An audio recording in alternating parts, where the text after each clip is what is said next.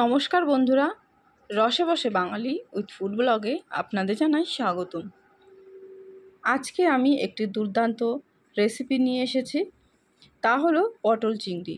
এই সিজনে সবার বাড়িতেই এই পটল চিংড়ি কম বেশি রান্না হয়। তাহলে কথা না বাড়িয়ে চলুন দেখে নিই আমি কিভাবে পটল চিংড়ি রান্না করলাম।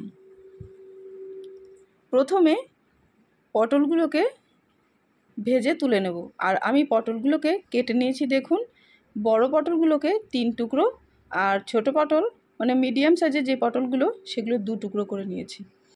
আর পটলগুলো অল্প অল্প খোসা ছাড়িয়ে নিয়েছি। আপনারা চাইলে পটলের পুরো খোসাটাই ছাড়িয়ে নিতে পারেন। আর পটলগুলোর 2 ধার দিয়ে মানে 2 মাথা দিয়ে একটু কেটে নিয়েছি, যাতে মশলা আর লবণটাও ঢোকে। আর পটল ভাজার সময় অবশ্যই আঁচটাকে লো ফ্লেমে রাখবেন। লো ফ্লেমে পটলগুলোকে ভাজলে পটলগুলো ভাজা খুব সুন্দর হয় আর খেতেও ভালো হবে, নরম হবে। তো একটু লবণ দিয়ে দেখুন লাল করে পটলগুলোকে ভেজে তুলে নিচ্ছি। ওই তেলেই আমি আগে থেকে সেদ্ধ করে রাখা আলু লবণ আর হলুদ দিয়ে ভেজে তুলে নেব।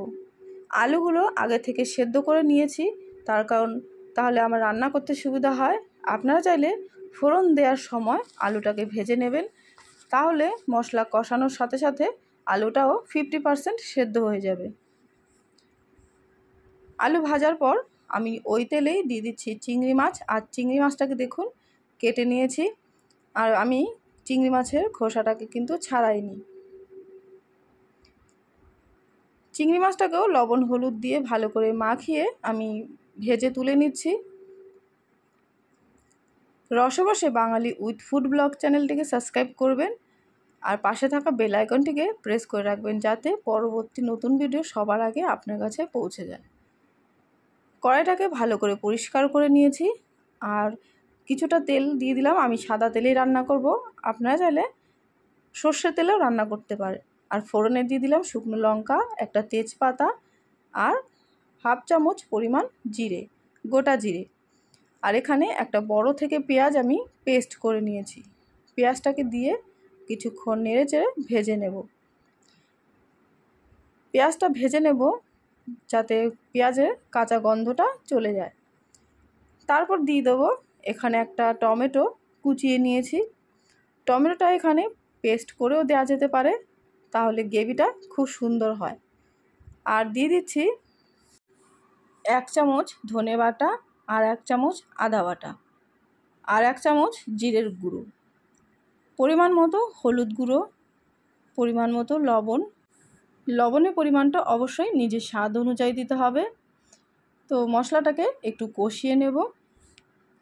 আর দিয়ে দেবো এখানে পাকা লঙ্কা বাটা আমি 1 চামচ দিয়ে দিলাম ছোটো চামচের, আর ছোটো চামচের 1 চামচ কাশ্মীরি লঙ্কার গুঁড়ো।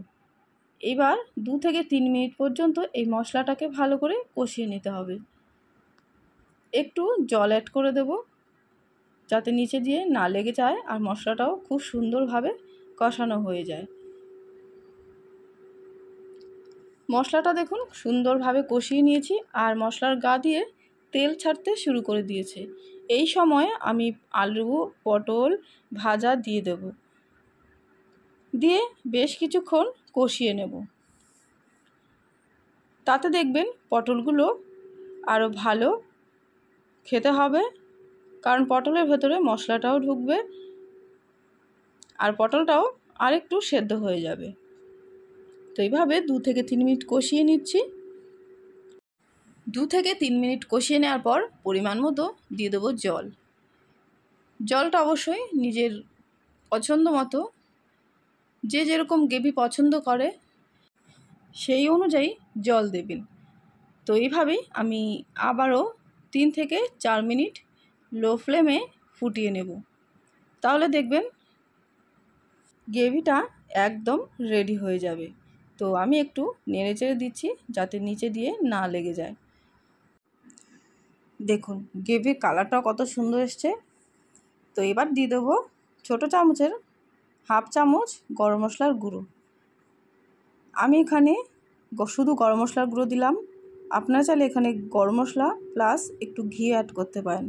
আমি আর ঘি অ্যাড করলাম না। আর চিংড়ি মাছটা দিয়ে একটু নেড়ে চেড়ে 1 মিনিট মতো ফুটিয়ে নিলে একদম রেডি পটল চিংড়ি। তো আজকের এই রেসিপিটা বা পটল চিংড়ির রেসিপিটা যদি ভালো লেগে থাকে অবশ্যই একটা লাইক করবেন আর কমেন্টে জানাবেন। তো আজকের ভিডিওটা এখানে শেষ করছি। সবাই ভালো থাকবেন, সুস্থ থাকবেন। আবারও দেখা হবে নতুন ভিডিওর সাথে, নতুন রেসিপির সাথে।